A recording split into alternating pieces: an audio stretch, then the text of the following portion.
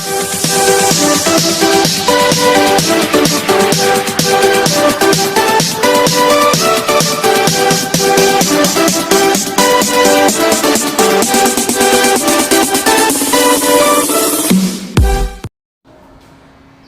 Students, Maninder science school के YouTube channel में आपका फिर से स्वागत है। आज हम इलेक्ट्रिक पोटेंशियल का पार्ट 2 लेके आए हैं। जिन स्टूडेंट्स ने पार्ट 1 नहीं देखा वो पहले पार्ट 1 देखें, क्योंकि पार्ट 2 के जो टॉपिक हैं वो पार्ट 1 से रिलेटेड हैं। पार्ट 1 के कॉन्सेप्ट पार्ट 2 में काम में आएंगे। ठीक है, पार्ट 2 स्टार्ट करने से पहले हम एक बार देख लेते हैं कि पार्ट 1 में हमने क्या किया था। पार्ट 1 में पहली डेफिनेशन हमने देखी थी पोटेंशियल डिफरेंस की। क्या थी वो?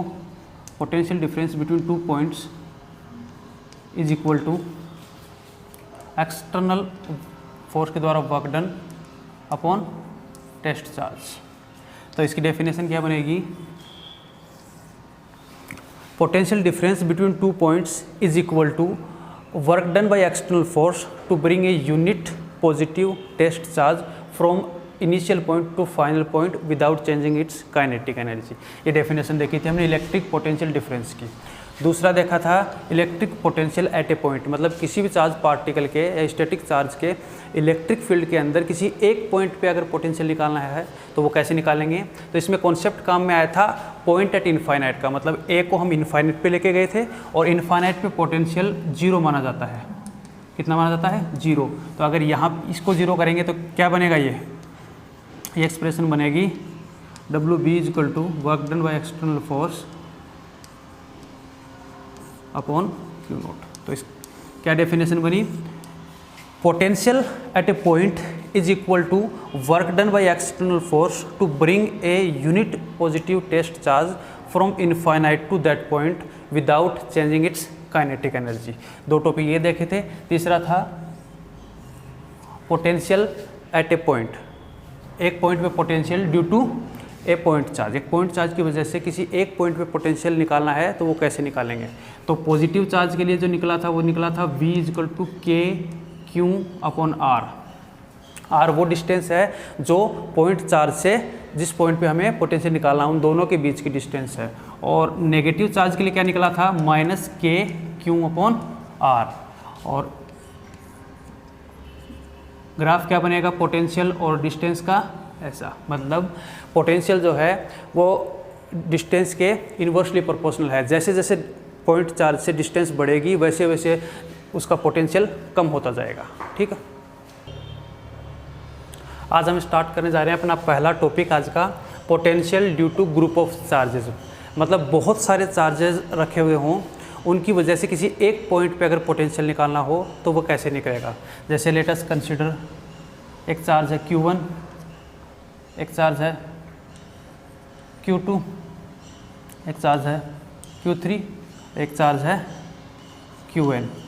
इन सब की वजह से इस पॉइंट पे अगर हमें पोटेंशियल निकालना हो, इस पॉइंट पे पोटेंशियल निकालना हो, यह पॉइंट P, इस पॉइंट पे पोटेंशियल निकालना हो तो वो कैसे निकालेंगे। देखो लेट अस कंसीडर डिस्टेंस है R1, ये डिस्टेंस है R2, ये डिस्टेंस है R3 और ये डिस्टेंस है Rn। ठीक है, इस पॉइंट P की Q1 से डिस्टेंस R1 है, Q2 से डिस्टेंस R2 है, Q3 से डिस्टेंस R3 है और Qn से डिस्टेंस Rn है। इम्पोर्टेंट बात यह है कि ये पॉइंट P जो है इन सभी चार्जेस के इलेक्ट्रिक फील्ड के अंदर स्थित है। मतलब ये पॉइंट P Q1 के इलेक्ट्रिक फील्ड में भी स्थित है, Q2 के इलेक्ट्रिक फील्ड में भी स्थित है, Q3 के इलेक्ट्रिक फील्ड में भी स्थित है और Q4 की इलेक्ट्रिक फील्ड, Q4, Q5 इस प्रकार Qn के इलेक्ट्रिक फील्ड में भी स्थित है। ठीक है, तो इस पॉइंट P पे नेट इलेक्ट्रिक फील्ड इन सभी की वजह से निकालना है। तो वो निकालने से पहले हम इस चार्ज की वजह से इस पॉइंट P पे पोटेंशियल निकालते हैं। वो क्या होगा? V1 मानते हैं उसको, V1 इज इक्वल टू के, चार्ज कितना है Q1 अपॉन डिस्टेंस कितनी इस पॉइंट से R1। ये निकला था पॉइंट चार्ज की वजह से के क्यू अपन आर। यहाँ चार्ज Q1 है तो Q1 और डिस्टेंस R1 है तो R1 प्लस नहीं, इसी प्रकार V2 निकलेगा। V2 मतलब चार्ज Q2 की वजह से पॉइंट P पे कितना निकलेगा? के Q2 अपॉन R2। V3 क्या निकलेगा? के Q3 अपॉन R3। मतलब इस चार्ज की वजह से इस पॉइंट P पे क्या निकलेगा? के Q3 मतलब चार्ज अपॉन डिस्टेंस, और इसी प्रकार Rn क्या निकलेगा, मतलब Vn क्या निकलेगा, K Qn अपॉन Rn। इस चार्ज की वजह से इस पॉइंट P पे पोटेंशियल निकलेगा K, और ये चार्ज अपॉन इन दोनों पॉइंट्स के बीच की, मतलब चार्ज और जिस पॉइंट पे पोटेंशियल निकालना है उन दोनों के बीच की डिस्टेंस निकलेगा। अब पॉइंट P पे V नेट निकालना है, मतलब पॉइंट P पे नेट पोटेंशियल निकालना है, तो वो कैसे निकालेंगे। हमें पता है कि पोटेंशियल एक स्केलर क्वांटिटी है, और स्केलर क्वांटिटी का जो सम है वो कैसे करते हैं, अलजेब्रिक सम करते हैं, ठीक है। तो इनका अलजेब्रिक सम करेंगे तो क्या होगा, V1 plus V2 plus V3 plus Vn। अगर ये वेक्टर क्वांटिटी होती तो इसका वेक्टर सम करते, क्या करते, वेक्टर सम। ये एक स्केलर क्वांटिटी है, इसलिए इसका क्या कर रहे हैं, अलजेब्रिक सम कर रहे हैं। तो इसमें मान रखेंगे तो क्या आएगा, V net is equal to K Q1 upon R1 plus K Q2 upon R2 plus K Q3 upon R3 plus K Qn upon Rn। आगे इसको सोल्व करेंगे तो क्या आएगा, K कॉमन आ रहा सभी में, K कॉमन लेंगे, क्या बनेगा, Q1 upon R1 Q2 upon R2 Q3 upon R3 और Qn अपॉन Rn। अगर इसको जनरलाइज फॉर्म में लिखें, जनरल फॉर्म करें इसकी, तो जनरलाइज फॉर्म क्या होगी इसकी, V नेट मतलब net potential at point P due to these all these charges is equal to K summation of I is equal to 1 से N QI अपॉन RI। ये इसकी जनरलाइज फॉर्म होगी। तो मतलब बहुत सारे चार्जेस रखे हुए हैं, उन सभी चार्जेस की वजह से किसी एक पॉइंट पे, वो पॉइंट जो उन सभी के इलेक्ट्रिक फील्ड में स्थित है, ये इंपॉर्टेंट बात है कि वो पॉइंट इलेक्ट्रिक फील्ड में स्थित होना चाहिए। उन सभी के इलेक्ट्रिक फील्ड में स्थित किसी एक पॉइंट पे अगर पोटेंशियल निकालना है तो वो कैसे निकालेंगे, उन सभी का अलग अलग पोटेंशियल निकालेंगे और सभी का अलजेब्रिक सम कर देंगे, ठीक है। ये इसकी जनरलाइज फॉर्म है। अगला टॉपिक है potential due to a dipole, मतलब डायपोल की वजह से उसकी इक्वेटोरियल लाइन पे और उसकी एक्सियल लाइन पे पोटेंशियल। उससे पहले देखते हैं कि डायपोल क्या होता है। Dipole is a arrangement of two equal and opposite charges separated by a very small distance, मतलब दो equal in magnitude and opposite in nature ऐसे चार्जों का कॉम्बिनेशन होता है जो बहुत कम दूरी पे स्थित हों। तो उनके बीच की दूरी लेटेस्ट कंसिडर 2a है। ये इसका डायपोल का सेंटर है, और ये डिस्टेंस अगर ये 2a है तो सेंटर से एक चार्ज की डिस्टेंस a होगी, दूसरे चार्ज की डिस्टेंस a होगी। अब एक और वर्ड आता है डायपोल मोमेंट। तो डायपोल मोमेंट क्या होता है, जिसे P से डिनोट करते हैं, एक मैग्नीट्यूड ऑफ ए चार्ज, मतलब दोनों में से किसी एक सेम ही मैग्नीट्यूड है तो मैग्नीट्यूड ऑफ चार्ज इनटू उनके बीच की दूरी, इसे बोलते हैं डायपोल मोमेंट। डायपोल मोमेंट कैसी क्वांटिटी है, ये एक वेक्टर क्वांटिटी है। वेक्टर क्वांटिटी है तो इसकी डायरेक्शन किधर होगी, इसकी डायरेक्शन होगी -q से +q चार्ज की ओर। मतलब dipole moment is a vector quantity, its direction is from -q charge to +q charge, ठीक। अब इलेक्ट्रिक फील्ड देखते हैं। इसकी वजह से, इस डायपोल की वजह से इसकी इक्वेटोरियल लाइन, मतलब ये है इक्वेटोरियल लाइन, इसकी इक्वेटोरियल लाइन पे इलेक्ट्रिक फील्ड किसी r दूरी पे, यहाँ से r दूरी पे स्थित किसी पॉइंट P पे अगर इलेक्ट्रिक फील्ड निकालें तो वो कितनी आएगी, E equatorial is equal to Kp upon r की क्यूब। कितनी आएगी, Kp अपॉन r की क्यूब। r क्या है, इसके सेंटर से, डायपोल के सेंटर से और जिस पॉइंट पे हमें इलेक्ट्रिक फील्ड निकालना है उसके बीच की दूरी, Kp अपॉन r की क्यूब। इसी प्रकार अगर इसकी एक्सियल लाइन पे इसके सेंटर से r दूरी पर स्थित किसी पॉइंट पे अगर इलेक्ट्रिक फील्ड निकालना है तो वो कैसे निकलेगी, E axial is equal to Kp 2Kp upon r की क्यूब। ये पिछले चैप्टर में हो चुके हैं, पिछले के चैप्टर्स में ये दोनों चीज़ें हो चुकी हैं। तो मतलब इक्वेटोरियल लाइन पे जो किसी पॉइंट पे हमें इलेक्ट्रिक फील्ड निकालनी है तो उसकी वैल्यू आएगी Kp अपॉन r की क्यूब। और अगर एक्सियल लाइन पे अगर निकालना है तो उसकी वैल्यू आएगी 2 kPa/r³। मतलब एक्सियल लाइन पे इलेक्ट्रिक फील्ड का मान जो है वो इक्वेटोरियल लाइन पे जो इलेक्ट्रिक फील्ड आएगी उससे दोगुना होता है। ठीक है, अब स्टार्ट करते हैं अपना main topic, potential due to a dipole. ये डाइपोल है -q + q। इसकी वजह से इस पॉइंट P पे क्या निकालना है, इलेक्ट्रिक पोटेंशियल, इन दोनों, इस पूरे डाइपोल की वजह से। ठीक है, देखो ये डिस्टेंस कितनी है, सेंटर से, इस डाइपोल के सेंटर से पॉइंट P की डिस्टेंस है r, मतलब OP = r। ये डिस्टेंस इधर लिख रहा हूँ ताकि डायग्राम अच्छे से समझ में आए।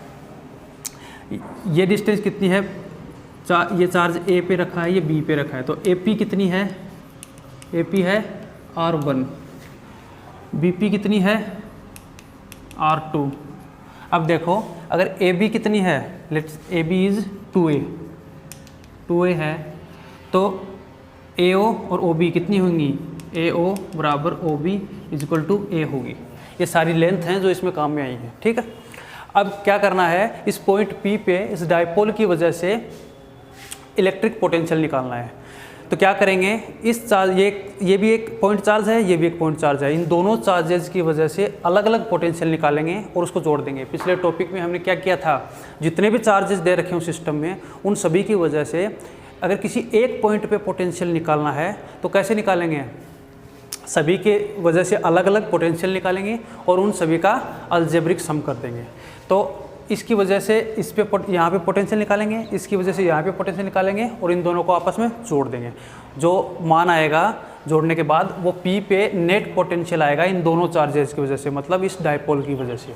उससे पहले एक थोड़ी सी कैलकुलेशन कर लेते हैं जो इसमें टॉपिक में काम में आएगी। देखो यहाँ से इस पर एक परपेंडिकुलर डालते हैं, यहाँ से इस पर एक परपेंडिकुलर डाला, ये है परपेंडिकुलर, और इसको पीछे बढ़ाया और यहाँ से इस पर एक परपेंडिकुलर डाला। ठीक है, क्या करेंगे, पॉइंट B से इस लाइन पे एक परपेंडिकुलर डाला और पॉइंट A से यहाँ पे परपेंडिकुलर डाला। अब मैंने बताया कि ये दूरी बहुत कम है, 2A दूरी बहुत कम है, ये केवल हमें समझने के लिए बहुत दूर रख रखे हैं। तो मतलब R से अगर ये A दूरी, R is very greater than A, अगर R A से बहुत बड़ा हो तो क्या होगा, ये AP जो दूरी है, इसको अगर मैं C पॉइंट दूँ, इसको D पॉइंट दूँ, इसको C पॉइंट, इसको D पॉइंट, तो ये AP जो दूरी है वो CP दूरी के बराबर होगी, CP दूरी के बराबर होगी। वो कितने होगी, R1 के। ठीक है, इसी प्रकार ये जो BP है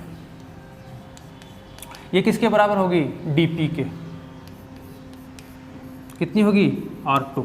ठीक है, अब देखो राइट एंगल ट्राइंगल है OBD, ट्राइंगल है OBD से क्या बन रहा है, cos थीटा निकालें, cos थीटा अगर निकालें तो क्या बनेगा, base upon hypotenuse.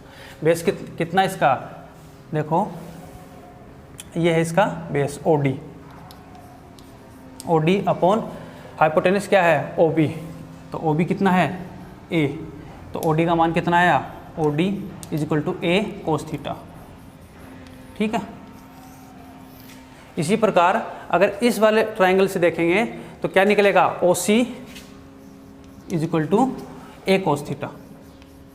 Same process अगर इस वाले ट्राइंगल में करेंगे तो क्या होगी, ये OC = A cos थीटा। ठीक है, अब देखो -q चार्ज की वजह से पोटेंशियल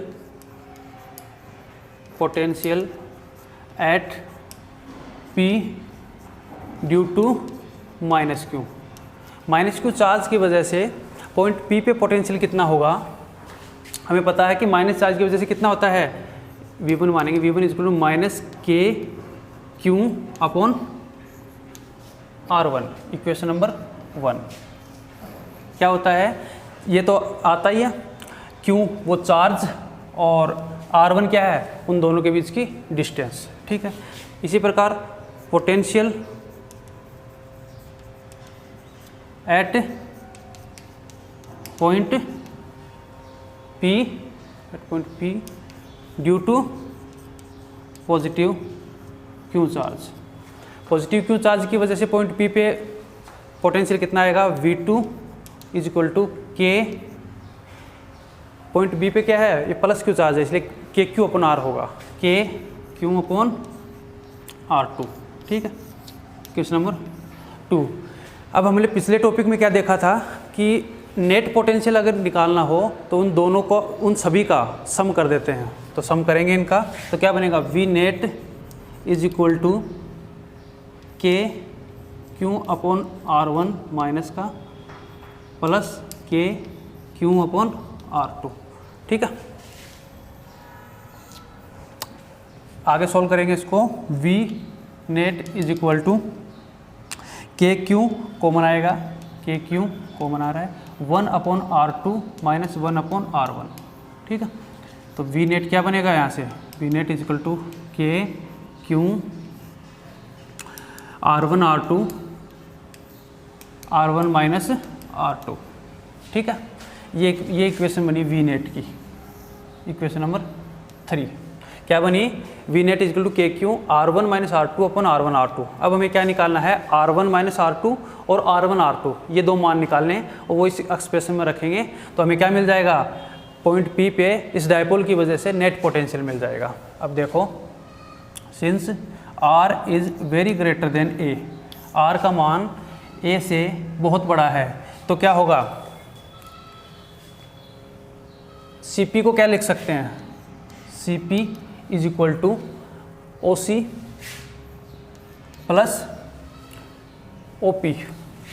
ठीक है, CP है क्या, देखो यहाँ से देखो CP क्या है, R1 is equal to OC कितना है, OC कितना है, A cos थीटा, तो A cos theta plus OP कितना है, OP है R। ठीक है, तो R1 का मान निकला A cos theta plus R। ठीक है, इसी प्रकार क्या निकालेंगे, OP बराबर OD प्लस DP। OP को क्या लिख सकते हैं, OD plus DP, OD plus DP।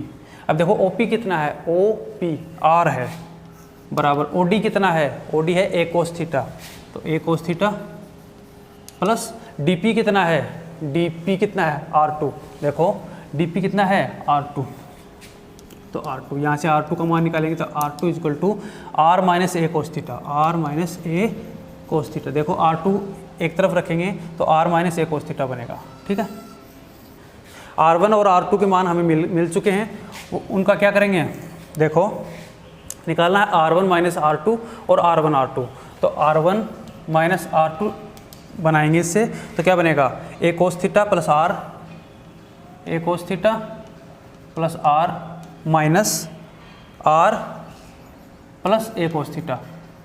देखो R1 कितना है, A cos theta plus R, तो A cos theta plus R, minus का चिन्ह तो माइनस R, और ये minus minus plus A cos theta. ठीक है, ये कट गया आपस में, नहीं ये कट गया आपस में, क्या बने R1 minus R2 is equal to 2A cos theta. ठीक है, R1 माइनस R2 का मान आया 2A cos थीटा। अब R1 इंटू R2 का मान निकालना है, R1 इंटू R2। अब देखो एक R plus A cos theta, R minus A cos theta क्या बन रहा है, A प्लस B और A माइनस B, तो उसका क्या होता है formula, A plus B A minus B क्या होता है, A square minus B square, तो बनेगा R square minus A square cos square theta. हमें पता है कि R अगर A से बहुत बड़ा है, क्या है R A से बहुत बड़ा है, तो R स्क्वायर इस वाली क्वांटिटी से बहुत ज़्यादा बड़ा होगा, तो इस वाली क्वांटिटी को हम छोड़ सकते हैं, नेगलेक्ट मान सकते हैं। क्यों, क्योंकि R A से बहुत बड़ा है, तो अब स्क्वायर कर रहे हैं तो स्क्वायर तो और भी ज़्यादा बड़ा आएगा, तो इसलिए इस क्वांटिटी को नेगलेक्ट मानेंगे, तो क्या आएगा R1 R2 is equal to R square.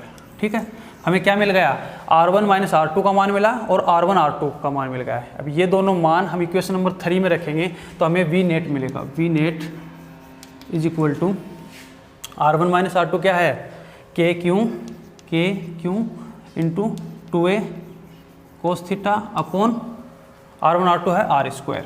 ठीक है, अब हमें पता है कि Q इंटू 2A कितना होता है, Q इंटू 2A कितना होता है, डाइपोल मोमेंट के बराबर, P के बराबर होता है। तो V net is equal to K, इसको लिखेंगे P cos theta upon R square.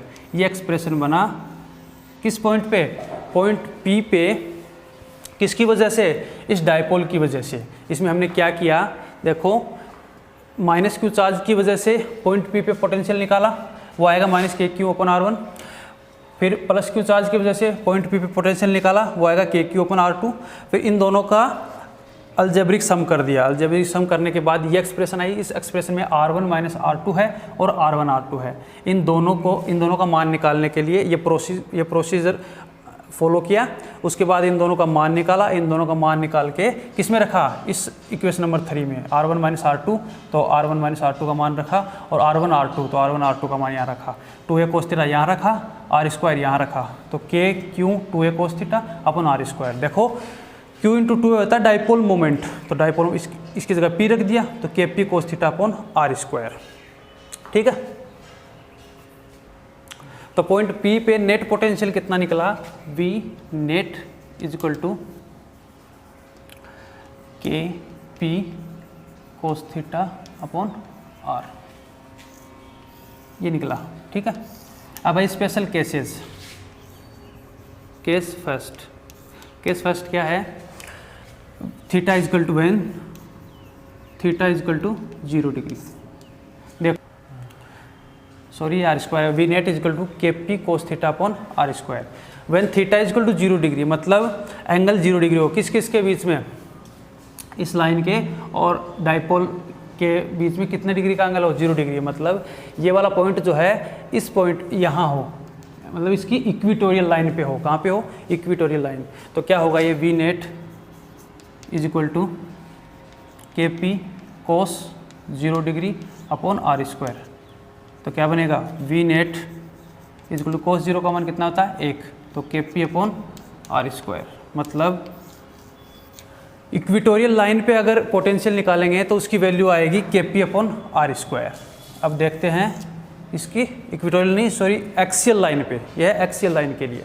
अब है इक्विटोरियल लाइन के लिए। इक्विटोरियल लाइन मतलब यहाँ, इस लाइन के लिए निकालेंगे, इस वाला लाइन के लिए, तो थीटा कितना है, 90 डिग्री। तो व्हेन थीटा, सेकंड केस है, theta is equal to 90 degree. 90 degree पे करेंगे तो क्या आएगा, V net is equal to KP cos 90 degree upon R square. और cos 90 का मान कितना होता है, 0, तो मान कितना आ रहा है, V net is equal to 0। मतलब एक्सियल लाइन पे पोटेंशियल आएगा, वो तो आएगा KP अपॉन R स्क्वायर, और इक्विटोरियल लाइन पे किसी डाइपोल की वजह से जो पोटेंशियल आएगा वो आएगा 0। इम्पोर्टेंट बात ये है कि एक्सियल लाइन पे और इस पे अलग अलग आ रहा है, उसमें भी अलग अलग, इलेक्ट्रिक फील्ड भी अलग अलग आ रहा था। इलेक्ट्रिक फील्ड एक्सियल लाइन पे जो है वो इक्विटोरियल लाइन की दुगुनी थी, लेकिन इस बार वी नेट का मान, मतलब पोटेंशियल का मान एक्सियल लाइन पे कुछ है, लेकिन इक्विटोरियल लाइन पे कोई मान नहीं है, मतलब 0 आ रहा है। और यहाँ पे इलेक्ट्रिक फील्ड का कुछ मान था, कितना था, KP अपॉन R की क्यूब E। इसे क्या पता चला कि किसी डाइपोल के लिए कौन से ऐसे पॉइंट हैं जहां इलेक्ट्रिक फील्ड होती है लेकिन पोटेंशियल नहीं होता। तो इक्विटोरियल लाइन का कोई भी पॉइंट ऐसा पॉइंट होता है जहां पे पोटेंशियल का मान तो 0 होता है, लेकिन इलेक्ट्रिक फील्ड का मान कुछ न कुछ होता है। ठीक है, अगला टॉपिक है इक्वी पोटेंशियल सरफेस। मतलब इस नाम से पता चल रहा है इक्वी पोटेंशियल, मतलब इक्वल पोटेंशियल होना चाहिए उस ऐसी सरफेस जिसका पोटेंशियल प्रत्येक पॉइंट पे क्या हो, बराबर हो, उसको बोलते हैं इक्वी पोटेंशियल सरफेस। जैसे ये बोर्ड है, ये एक सरफेस है, मान लो इसके किसी सभी पॉइंट्स पे, मान लो ये A है, ये B है, ये C है, इस पे हर एक पॉइंट का पोटेंशियल अगर सेम हो तो इस सरफेस को क्या बोलेंगे, इक्वी पोटेंशियल सरफेस बोलेंगे। तो अब देखते हैं इक्वी पोटेंशियल सरफेस की प्रॉपर्टीज़। पहली प्रॉपर्टी क्या है, पहली प्रॉपर्टी ये है कि पोटेंशियल डिफरेंस की डेफिनेशन की से बनेगी पहली प्रॉपर्टी, VB माइनस VA is equal to A से B अपॉन Q0। ये हमने कल देखा था इक्वी पोटेंशियल सरफेस से। अब देखो ये क्या है, पोटेंशियल डिफरेंस। कैसे, किसका पोटेंशियल डिफरेंस, किन्हीं दो पॉइंट्स का पोटेंशियल डिफरेंस। तो अगर इक्वी पोटेंशियल सरफेस पे अगर दो पॉइंट लेंगे तो उनके लिए ये क्या बनेगा, देखो अगर ये इक्वी पोटेंशियल सरफेस है, मानो ये बोर्ड एक इक्वी पोटेंशियल सरफेस है, इस पर ये एक पॉइंट ले लिया A, ये एक पॉइंट ले लिया B। अब इन दोनों पॉइंट्स के बीच में अगर मुझे पोटेंशियल डिफरेंस निकालना है तो वो कैसे निकालूंगा, VB माइनस VA या VA माइनस VB। लेकिन इन दोनों का मान कितना आएगा, इसका मान भी वही है जो इसका है, क्योंकि इक्वी पोटेंशियल सरफेस पे स्थित है, इसलिए इन दोनों पॉइंट्स का मान सेम है। तो दोनों पॉइंट्स का मान सेम है तो कितना मान आएगा इसका, 0। तो पहली प्रॉपर्टी क्या हुई कि इक्वी पोटेंशियल सरफेस पर किन्हीं भी दो पॉइंट्स के बीच का पोटेंशियल डिफरेंस 0 होता है। Potential difference between two points on any equi potential surface is 0। कितना होता है, 0 होता है। पहली बात तो ये। दूसरी बात है कि इक्वी पोटेंशियल सरफेस पे किसी भी चार्ज पार्टिकल को एक पॉइंट से दूसरे पॉइंट पर ले जाने में कोई वर्क नहीं करना पड़ता, मतलब फोर्स के द्वारा कोई वर्क नहीं होता। देखो मानो कि ये बोर्ड इक्वी पोटेंशियल सरफेस है, इसमें ये दो पॉइंट्स हैं, दोनों का पोटेंशियल क्या होगा, सेम होगा। अब यहाँ से मानो एक चार्ज Q को उठाना है और यहाँ लेके जाना है, समझो इस बात को। यहाँ से यहाँ लेके जाएंगे तो हमें कोई काम नहीं करना पड़ेगा। क्यों, देखो इसी से देखो क्यों नहीं करना पड़ेगा। अगर इस डेफिनेशन में इसका मान कितना आ रहा है, 0, इसका मान 0 आ रहा है, तो एक्सटर्नल फोर्स के द्वारा वर्क डन कितना होगा, ये इधर आएगा 0, तो वर्क डन कितना हुआ, 0। तो मतलब हमें कोई काम नहीं करना पड़ेगा। इंपॉर्टेंट प्रॉपर्टी है ये कि अगर इक्वी पोटेंशियल सरफेस है तो उस सरफेस पे किसी भी चार्ज पार्टिकल को एक पॉइंट से दूसरे पॉइंट पे लेके जाएंगे तो हमें कोई काम नहीं करना पड़ेगा, ठीक है। तीसरी बात है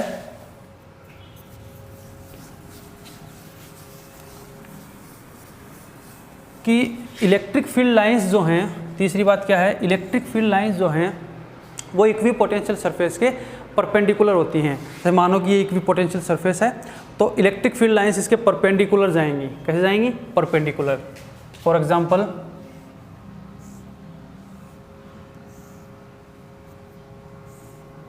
ये एक इक्वी पोटेंशियल सरफेस है तो इलेक्ट्रिक फील्ड लाइंस कैसे जाएंगी, यहाँ से इसके परपेंडिकुलर,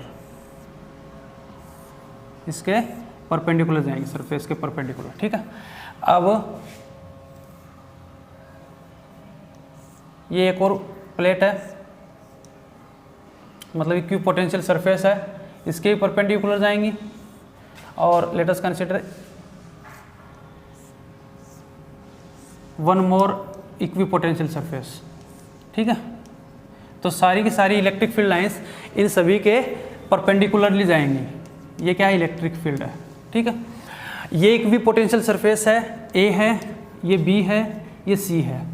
तो दिख रहा है कि ये जो इलेक्ट्रिक फील्ड लाइंस हैं ये इसके परपेंडिकुलर जा रहे हैं, इन प्लेट्स के या इक्वी पोटेंशियल सरफेसेस के परपेंडिकुलर जा रही हैं। तो क्या एक क्वेश्चन है कि क्या इन तीनों पे पोटेंशियल सेम होगा, क्योंकि ये इक्वी पोटेंशियल सरफेसेस हैं तो क्या इन तीनों पे पोटेंशियल सेम होगा, नहीं, ऐसा नहीं होगा।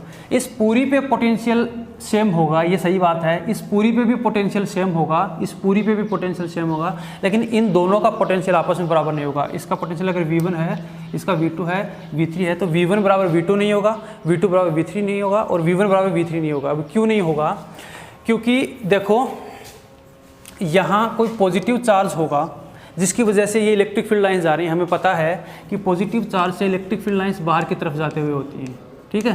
तो मतलब इधर कोई पॉजिटिव चार्ज होगा जिसकी वजह से इलेक्ट्रिक फील्ड लाइंस निकल रही है इससे, सही बात है।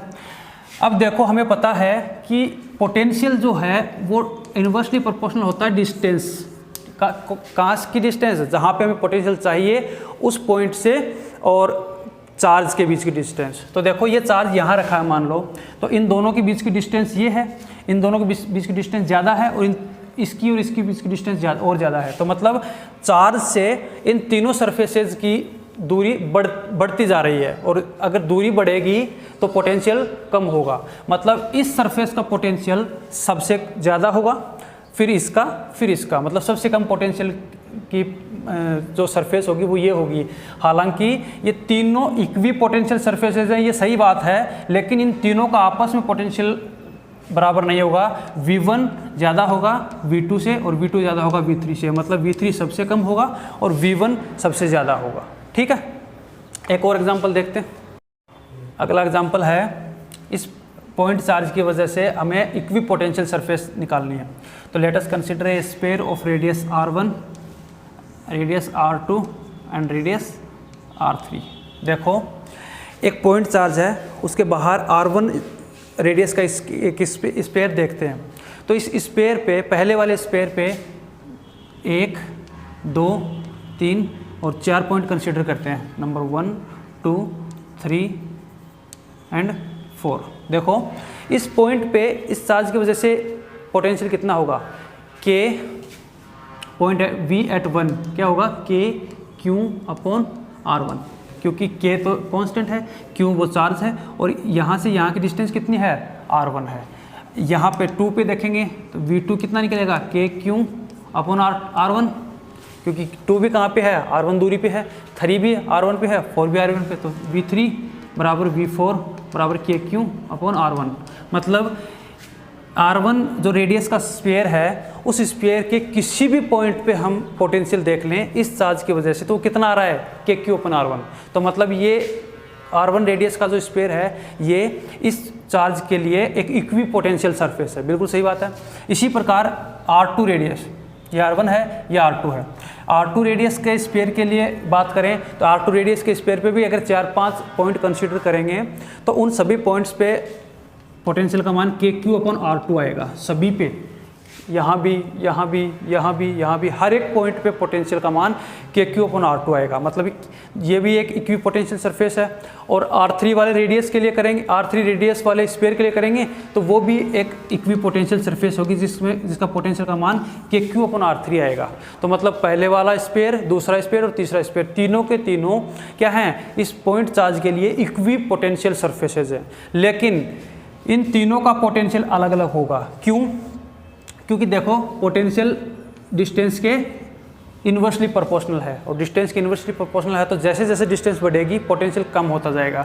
तो इसका पोटेंशियल जितना होगा, पहले वाले स्फीयर का पोटेंशियल जितना होगा, दूसरे वाले पर पोटेंशियल इससे कम होगा और तीसरे वाले का इन दोनों से कम होगा। ठीक है, तो देखो लेट अस कंसीडर इसका पोटेंशियल अगर 20 वोल्ट है तो इसका 15 वोल्ट होगा और इसका 10 वोल्ट। तो मतलब इस हिसाब, ये कोई स्पेसिफिक वैल्यू नहीं है, ये समझाने के लिए है कि पोटेंशियल डिस्टेंस के साथ कम होता चला जाएगा। ठीक है, तो इक्वी पोटेंशियल सरफेस का टॉपिक यही खत्म होता है। अब देखते हैं अगला टॉपिक। अगला टॉपिक है रिलेशन बिटवीन पोटेंशियल यानी electric potential and electric field.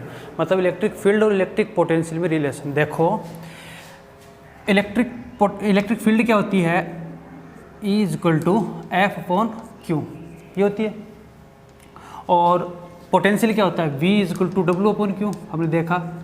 अब वर्क क्या होता है, फोर्स इंटू डिस्प्लेसमेंट, तो मतलब V equal to W F into D R, force into displacement upon Q naught या क्यू, एक ही बात है। अब एफ अपॉन क्यू को क्या लिखते हैं, एफ अपॉन क्यू को क्या लिखते हैं, E, तो V equal to E into D r. क्या रिलेशन बन रहा है एक ऐसा कुछ कि पोटेंशियल जो है वो E into D R, electric field into D R, इसके बराबर है। तो मतलब पोटेंशियल और इलेक्ट्रिक फील्ड में एक रिलेशन बन रहा है। तो इस रिलेशन को हम शो करेंगे अभी डेरिवेशन से। लेकिन एक बात और कि जैसे जैसे इलेक्ट्रिक फील्ड आगे बढ़ेगा, देखो हमने देखा कि जैसे जैसे इलेक्ट्रिक फील्ड आगे बढ़ता है वैसे वैसे पोटेंशियल कम होता जाता है। इसलिए यहाँ जो चिन्ह आएगा वो माइनस का आएगा। ये माइनस का चिन्ह क्या दिखाता है कि potential decreases in the direction of electric field, यानी कि इलेक्ट्रिक फील्ड में जैसे जैसे हम आगे बढ़ेंगे, जैसे कि किसी चार्ज पार्टिकल के लिए, ये चार्ज पार्टिकल है, इसके लिए जैसे ही हम इलेक्ट्रिक फील्ड, ये इलेक्ट्रिक फील्ड ऐसे होगा, इसकी वजह से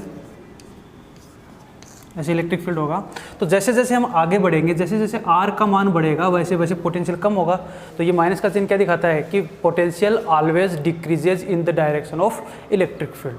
तो चलिए स्टार्ट करते हैं relation between electric potential and electric field. एक पॉइंट कंसीडर किया है O, जिस पे क्या है, चार्ज प्लस क्यू है, और इससे R प्लस डी आर दूरी पर एक दूसरा पॉइंट है A, इस पे क्या रखा हुआ है, क्यू नोट, चार्ज रखा हुआ है क्यू नोट, यानी कि टेस्ट चार्ज रखा हुआ है। तो इस चार्ज की वजह से इस टेस्ट चार्ज पे एक फोर्स लगेगा, यानी कि इलेक्ट्रोस्टैटिक फोर्स इधर लगेगा। इधर क्यों लगेगा, क्योंकि ये भी पॉजिटिव है और इसका नेचर भी पॉजिटिव होता है, इसलिए रिपल्सिव फोर्स लगेगा बाहर की तरफ, दूर की तरफ। ठीक है, इस पॉइंट A से इस चार्ज को यहाँ लेके आना है, ठीक है, और यहाँ लेके आने में जो वर्क करना पड़ेगा वो क्या बताता है, पोटेंशियल को बताता है। तो चलिए स्टार्ट करते हैं ये डेरिवेशन। वी नो दैट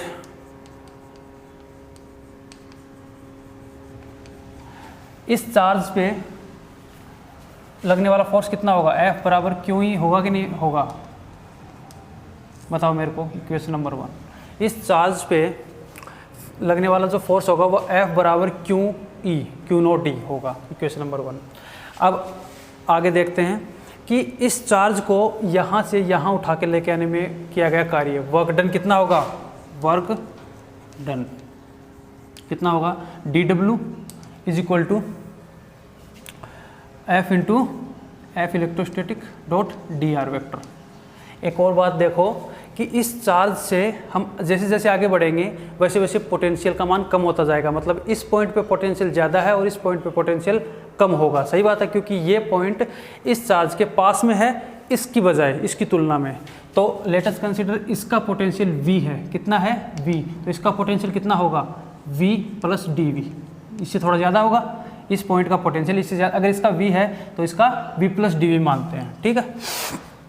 तो dW बराबर F ई डॉट dr, इन दोनों के बीच में एंगल कितना है, F ई इधर लग रहा है और dr इधर है, मतलब चार्ज को इधर लेके आना है, तो 180 डिग्री का एंगल है। तो कितना बनेगा, dW is equal to minus का F ई dr, ठीक है, इक्वेशन नंबर 2। अब देखो 1 और 2 में 1 से मान 2 में रख देंगे F ई का, ठीक है, ये F ई है, F ई का मान 1 से 2 में रखेंगे तो dW is equal to minus का Q नोट ई dr, ठीक है। यहाँ से Q नोट को यहाँ लेके आएंगे, dW upon Q naught is equal to minus का ई dr। समझ में आई बात अभी तक, इक्वेशन नंबर 3।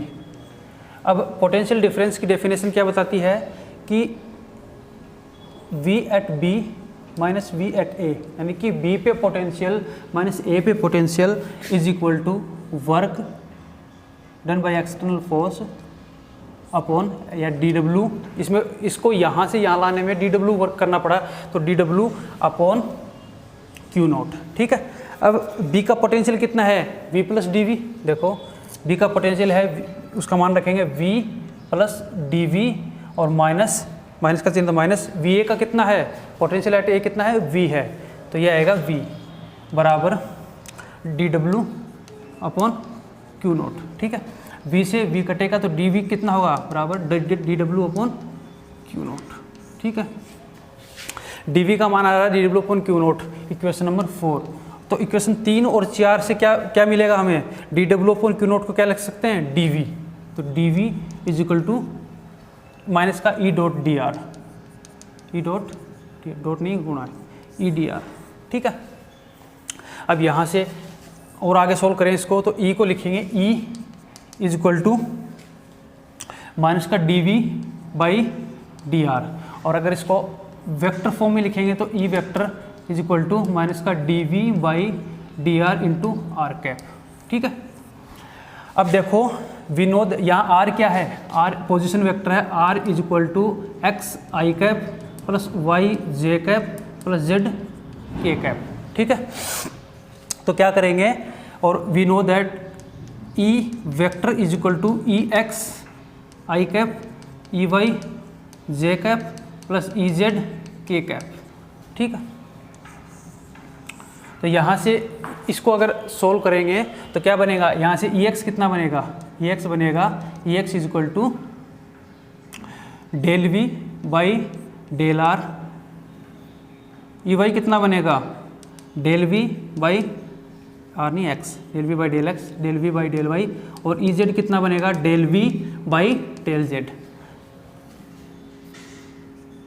अब ये मान हम इसमें रखेंगे, ई एक्स का मान ई एक्स, ई वाई का मान ई वाई और ई जेड का मान ई जेड में रखेंगे, तो क्या बनेगा, माइनस का चिन्ह है सभी में, तो क्या बनेगा E vector is equal to minus का चिन्ह कॉमन ले लेंगे सभी में से, del V by del X I cap plus minus का चिन्ह कॉमन है plus del V by del Y J cap plus del V by del Z के कैप, ठीक है। अब क्या करेंगे, यहाँ से डेल अपॉन डेल एक्स आई cap plus del upon del Y जे cap, del upon del Z के कैप अलग लेंगे, क्योंकि v इसमें से कॉमन आएगा। v कॉमन आएगा तो क्या लिखेंगे इसको, E vector is equal to minus का डेल अपॉन डेल एक्स आई cap plus del upon del Y जे cap plus del upon del Z के कैप इंटू वी। और ये क्या होता है, ये एक ऑपरेटर होता है, और ये किसके साथ है, एक स्केलर क्वांटिटी के साथ है, तो इसको बोलते हैं ग्रेड। क्या बोलेंगे इसको, ग्रेड। तो E vector is equal to minus grad V. ये रिलेशन हुआ इलेक्ट्रिक फील्ड और पोटेंशियल में। ये तो है पॉइंट चार्ज के लिए। अब अगर इसको डिस्क्रीट चार्ज के लिए करना हो, मतलब आगे के टॉपिक हैं वो डिस्क्रीट चार्जेस के लिए हैं अपने, तो डिस्क्रीट चार्जेस के लिए क्या बनेगा, E vector is equal to minus का चिन्ह V vector, v is equal to minus का चिन्ह इनफाइनाइट से r E vector dot d r. ये रिलेशन बनेगा। v is equal to minus का चिन्ह इनफाइनाइट से r, मतलब इनफाइनाइट से टेस्ट चार्ज को उठा के लेके आना है r दूरी तक, और electric field into D r. ये आगे के जो वीडियो आएंगे उनके लिए ये इंपॉर्टेंट एक्सप्रेशन है, ठीक है। तो ये रिलेशन है इलेक्ट्रिक फील्ड और पोटेंशियल में।